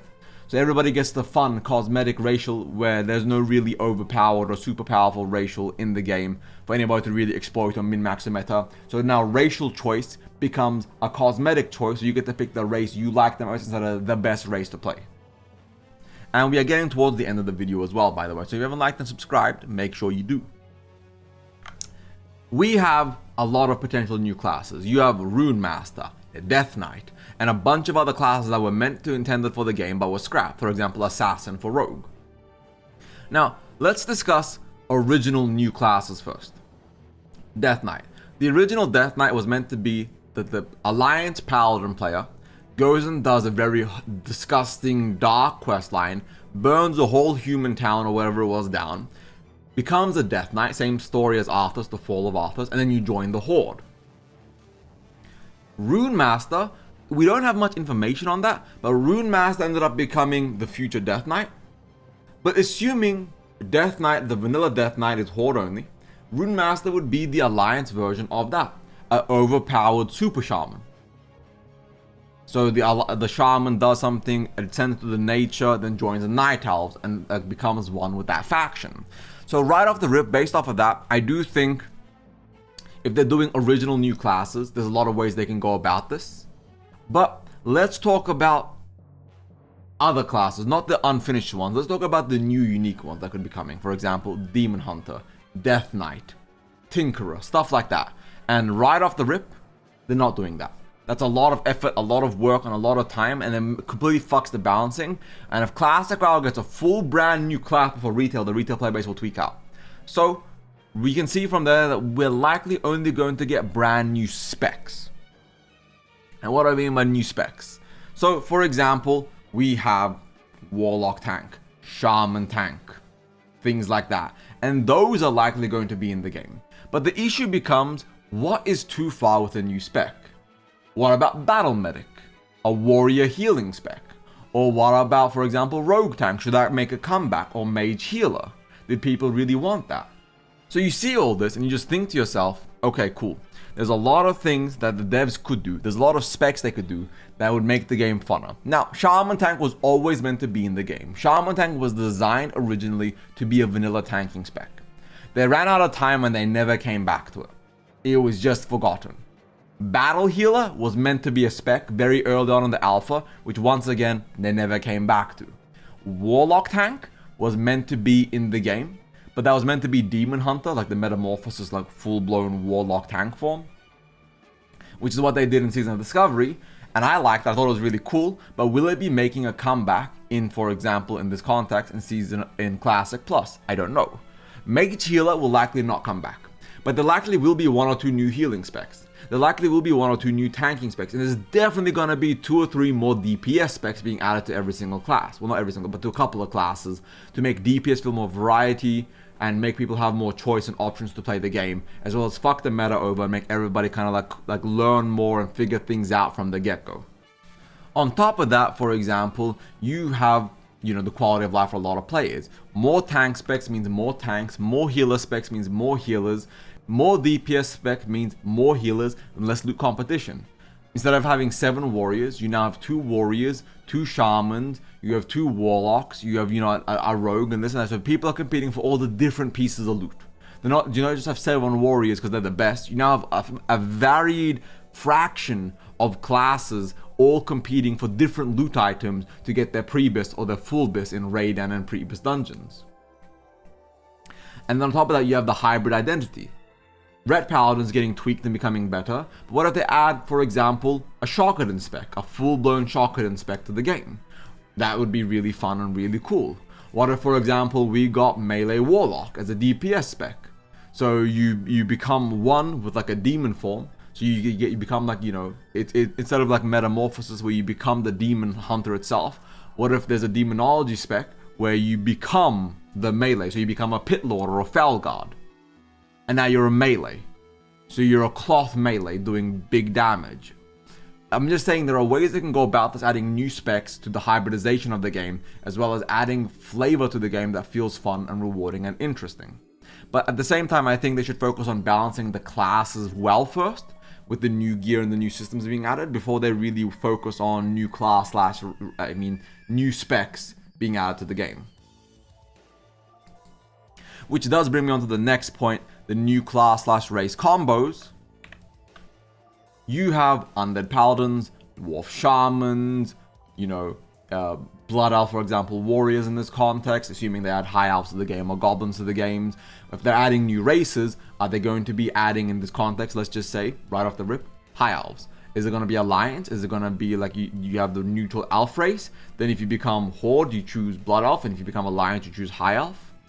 So if you're playing a High Elf, you don't have access to Warlock. Whereas if you're choosing a Blood Elf, you don't have access to Hunter. And things of that nature, right? And there's different paths and ways they can go about this. For example, they can add Troll Druid. Or they can add, for example, new pre-specs, healing specs to add new healing class combos.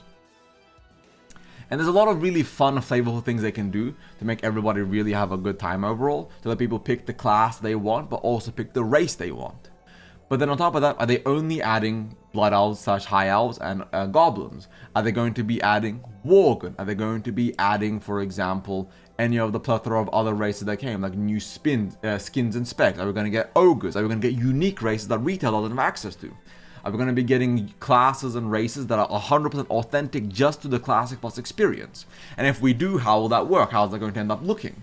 So overall, I'm really excited to see what they end up cooking here. But across the board, I think they need to make it so that when they add racials and new classes to the game, they're balanced, they're fun, and the new class race combos work well in the lore and thematically and feel good. Are Undead Paladins common? Absolutely not. But there are several. In-game, there are several examples of those. But not everybody's them, so you're unique, lore-wise. Now there's going to be a billion Undead Paladins, Forsaken Paladins running around just doing Forsaken Paladin things. But it still does check out. The Dwarves being Shamans, Wildhammers. They're Shamans. So it does check out, and we've got to keep that in mind. And they should also be rolling out new classes and new races and new specs throughout the experience. So every 6 months or a year, or every 2 years, a new race, a new class, a new spec. Keep things exciting and interesting. We now have logging and Warcraft logs. And we got to talk about parse culture in general. I already did a full 20-minute video about this back in the day, but parsing is toxic inherently. Not because it's bad for the game, but because of how the information is used. If you use parsing for its intended purposes to figure out where your guild went wrong, where you went wrong, what you could do better, how many abilities you missed compared to other players, how your button optimization should be, how you should be pressing things, what your keybinds are, what gear you have versus other people, the exact positioning of where you were, so where your guild should be moving, or how they should be moving, and things of that nature. There is a lot of things that people could truly be doing in Warcraft logs that is really important to the average GM or raid leader. But people use this shit to gatekeep. So there needs to be balance and checks on parsing and Warcraft logs. You should be able to upload your Warcraft logs and look at them, but maybe not see your pass score. But again, I still think passing is good for the game. It gives people a thing to strive towards. I passed 75 this week, I want to get 80 next week. I passed 80, I want to get 85. I did 85, I want to do 90. Ah shit, I died early, so I got a 17 pass. I need to play better, I need to be better. So it gives people a reason and something to work towards, and there's so much good information in there that while passing overall is bad, the performance culture, is a bad culture. It's a player-inflicted culture. And it's not up to the devs to tell us exactly how and what to play, but it is up to the player base to police themselves better and ensure that you're playing with the people who you want to play with. If you don't want to play with passers and sweaty elite people, play with a casual guild or a regular guild, because they're not going to give a shit. But people need to play and strive to be in the communities that are for them, instead of trying to make every community or every culture part of their own. There are separations between groups and communities for a reason, and we should let those separations stay there organically and naturally. So people should be playing with the people that they need to be playing with, instead of trying to make everybody homogenize to their playstyle and their playset.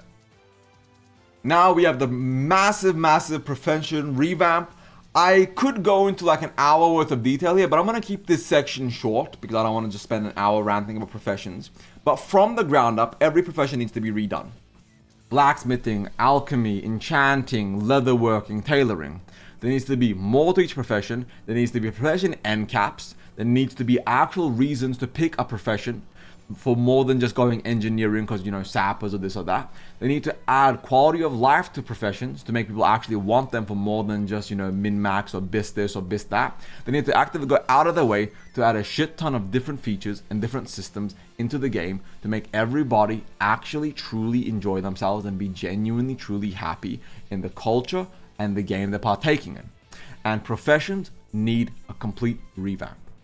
Every profession needs an important early game, a valid mid-game, and a strong endgame. And professions should be complementary to other people's professions. You should want a wide variance of professions in your guild.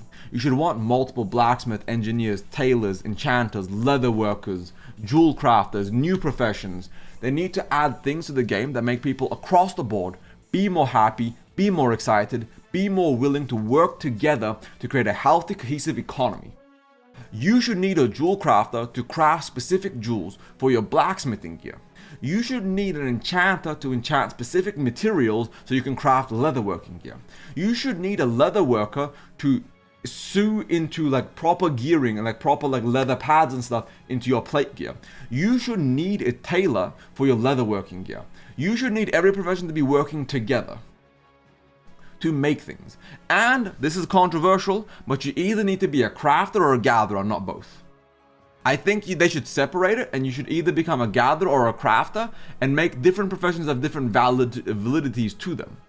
Now again, they're not going to do that, so just don't even think about it too much. Like I said, I have a whole video I want to work about this on Classic Plus that goes in depth to every single profession change.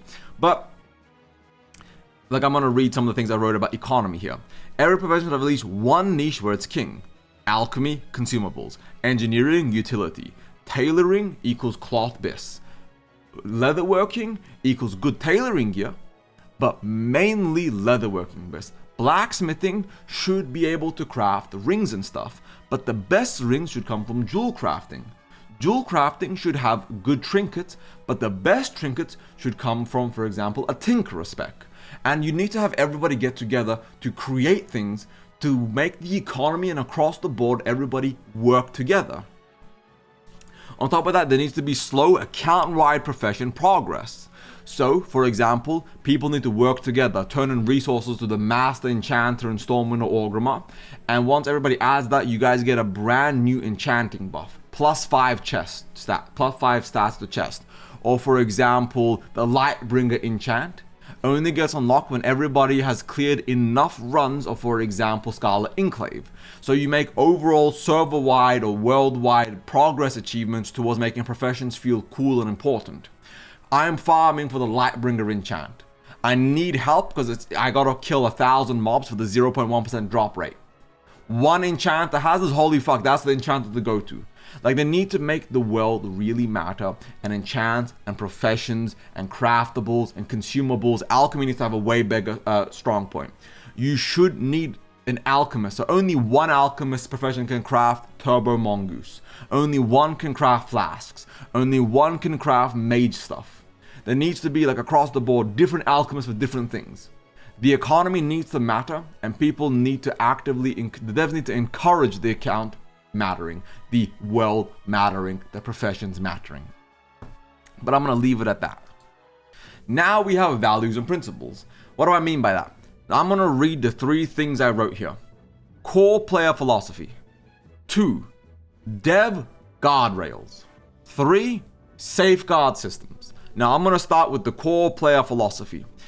They need to design the game to reward social play, to invest people in long-term character satisfaction, so they care about their character in the long term. Alt play is always great, but people should care about their mains. And world immersion over short-term convenience and zero fucking instant gratification. Instant gratification is the antithesis to classic WoW. Instant gratification and short-term convenience kills games, kills franchises, kills genres. And it's what's happened to the MMO genre. So the devs need to design the game to make the players give a shit about social play. So they need to be rewarded for playing with their guild, they need to be rewarded for playing with friends, and they need to be rewarded for grouping together and doing open world content or farming or professions. They need to feel rewarded in the long term. They need to look at the roadmap and see all this cool stuff. Oh, I'm playing my character here, they're doing a big blacksmithing change in phase 5, I'm so excited. I can't wait to craft the super cape, the legendary cape that only leather workers get access to. But when the leather workers get access to that cape, it only works on leather classes. It's a specific legendary just for them. And it gets buffs and workarounds for a long time. Blacksmiths should be able to craft, for example, legendary shoulder pads. And you should be able to craft the exact same shoulder pads but 3 different styles, so you don't look like a clown. But I'm not saying that's amazing, right? I'm not saying that's a good idea. I'm just giving an example. And the world's immersion itself is super important, which now ties us into the dev guardrails. They need to avoid designing shit that leads to burnout, like Torghast, like, for example, if you guys remember, incursions in Season of Discovery. They gotta not do mandatory chores, like dailies and things of nature. But for example, the Molten Core dailies were fun. People enjoyed it. You didn't have to do it. All you got was about 50 to 75 G per day, which paid for your consumables and paid for your open world farming and just made you fun. It was a good solid open world farm that wasn't a bad daily hub. So they need to not design incursions, no Torghast, no dailies or weeklies or things like that. What is a good design philosophy for the dev, for example? Every week should be a dungeon of the dungeon of the week. You clear your BRD or you clear your UBRS or your Scholarmancy or whatever. You get a reward for that. Extra currency, extra dungeon currency. You get some gold for doing it. If you clear the dungeon of the week, you get a bundle with 50 G and some consumes in there. Give people things to do that are fun, that aren't mandatory, and no power behind FOMO. The moment they start adding power, when people can't play, so if you don't play 10 hours a day, you're falling behind, that's when Classic Plus is on to death throes, and so when the game will start declining and getting close to death. And now the final point, safeguard systems. What do I mean by that? Whenever you add convenience, always ask. They need to ask the devs, and they need to ask themselves, does this remove friction or does this remove gameplay? So when you're adding quality of life, is it removing gameplay? If yes, you don't add it. But if it's removing friction, you add it. LFG tool. It removes friction, but it doesn't remove gameplay. You still have to get there yourself, you still have to summon people, you still have to get there, make the group properly, talk to people, make sure your comp is good. That isn't removing gameplay. That is still there. But the looking for dungeon tool itself, where you queue up and instantly go, is removing gameplay. And that is a bad system. So they got to add guardrails here. Professions. Engineering is the best profession because everybody does a shit ton more damage with sappers and dynamite and this. That is bad design, and it railroads people into picking the best profession, the best spec, and it's overall bad for the game.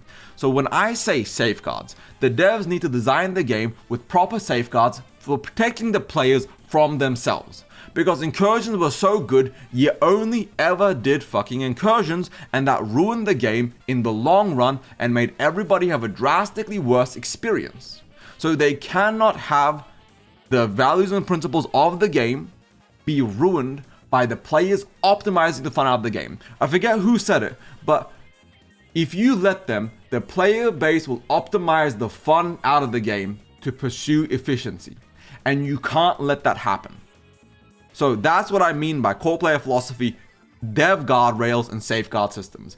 These are 3 super important points to making the game world long-term healthy. And they need to keep that in mind. Now we have GDKP and loot systems. And I gotta be real, GDKP is so good of a system that it's very hard to counteract this, but there is one solid counteraction. If you buy gold, you get permabanned. That's it. If you go to a GDKP and people were traded bought gold, you remove the gold from everybody. I know that sucks, but let the GDKP GDKP and actively punish the gold that's been bought and remove it from circulation. As soon as people start losing gold because somebody bought the gold and brought it to raid, GDKP will either lose some of its luster, or the people will start making sure the people that are bringing gold into raid have actually farmed their gold. So GDKP itself isn't a bad system, but you can't punish the players for enjoying a system when it's so efficient. You gotta punish the bad actors, not the whole community or the whole crowd. I could do a 25-minute video on GDKP explaining the good, the bad, how they should regulate the exact systems, the mechanics, why it's so much better than SR or this or that. But the whole point of this video is to cover everything. And GDKPs themselves are not a bad system. You gotta tackle the buyers and the sellers and actively make the game world healthier by removing those people from the equation to make the whole experience a better system, a better experience, a smoother, funner, more efficient gameplay loop for everybody. GDKPs themselves aren't bad. You gotta actually effectively monitor and regulate the game world. I'm not going to talk about GDKP much more. I'm just going to leave it at that. I'm planning on doing a whole nother video on just GDKP alone for Classic Plus and actually discussing the loot systems and how the devs should address like all the different loot systems from SR to Loot Council to why the loot drama has started happening and how the systems are. And so I'll be discussing that in more detail later on. Now we got the in-game store and monetization. World of Warcraft is a monthly sub game. You pay $15 a month to play the game. But Classic Plus is a forever long-term game which shares the sub cost with the retail. So for Classic Plus, there is going to be an in-game store. It sucks to say, but it's going to be what it is. There is no way around this. There is no like, oh my god, no, please. You gotta prepare for that. We're getting an in-game store. There's going to be mounts, there's going to be pets, there's going to be Hearthstone transmog effects, you know, toys you can buy, things of that nature. And you simply have to accept that is coming. And that's okay. Just don't buy it. Play the game, pay your sub, and just don't buy it.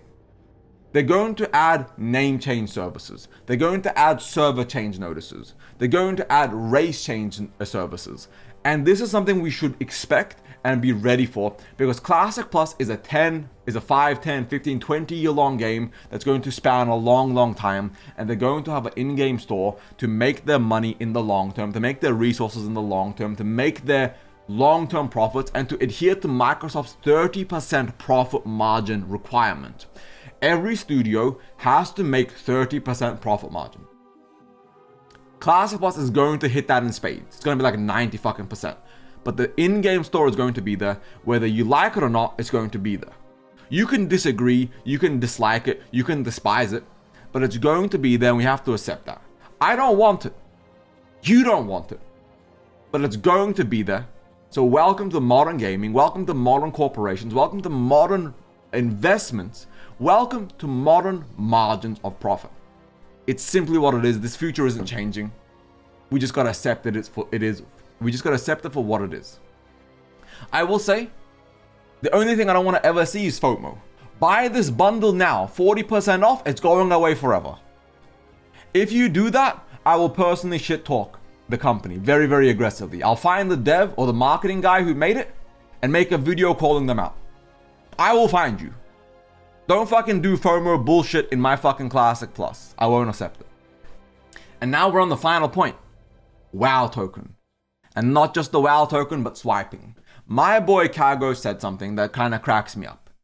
When they've banned 100,000 people for buying gold, they should add the WoW token to the game. They should make a number counter for every ban, the WoW token is added to the game. They should actively make people shame each other and find out who's buying gold and shame and report them. Like, the only way to change the culture is to make it so it's your fault the WoW token gets added to the game. Like, I'm calling out one of my friends, Ed, I know you're gonna watch this. Stop buying fucking gold. People like you are the reason why the WoW token and like FOMO and predatory monetization has become so common. You gotta stop swiping, guys. The WoW token is the end-all result of Microsoft or Blizzard wanting their own slice of the profit. They're a corporation, they're not gonna leave money on the fucking table. If people are gonna swipe, Blizzard is gonna want them to swipe directly from them. The WoW token is a bad thing to have, period in the story. But people buy it. Because there's no penalty, there's no punishment, nobody cares anymore. So, add the /spit emote back. And if somebody buys gold, spit on them. If you know a gold buyer, spit on them. Call them out. Call out every single gold buyer. It's bad for the game, it's bad for the economy, it's bad for the world. Like, I'm a creator, I've been traded, bought gold. I know it's been bought, because I know these motherfuckers didn't farm the gold. But it's like, it's what it is. You can't change the culture with one person. But if the whole community gets together, we can change and fight the bot and culture. The bots aren't gonna farm if nobody buys it. If the devs make it so gold isn't necessary, gold isn't mandatory to play the game at the highest level, and you can play the game in other ways, nobody is going to swipe. So the botting culture dies. So the swiping culture dies. So we get back a healthy, great, forever game mode. But everybody's got to work together. The devs and the players. It's not just the players' fault. The devs need to actively ban buyers. They need to go out of their way to find buyers and ban them in bigger, more common ban. I need somebody sitting, a GM sitting at every single mailbox, looking at the people that are buying gold, and just have the GM whisper the guy, "Don't log off, buddy. Tell me about this person. How do you know them? Why are they sending you 1,000 gold?" While he's monitoring the guy that sent the gold. Oh, what guild is he in? He's your friend? You know him? What level is he? What class is he? You don't know? Ban permanently. People should get punished for buying gold. But Blizzard needs to actually hire some fucking GM so this actually happens. But effectively, thank you all for watching this video. No, sincerely, it's a 2-hour long video. I'm sure with the edits and cutting, it's going to be like 1:50 or something like that. But this is a very, very long video on every single tenet and core feature of Classic Plus and what that looks like. And I cut things short, by the way. This video could have been 4 or 5 hours long. I just didn't want to go too long. But if you like this video, like and subscribe. If you hate this video, dislike and subscribe and be a dedicated hater. Don't half-ass your hatred. Be a dedicated, full-ass hater. Thank you all for watching. Evan Hard out. Peace, everybody.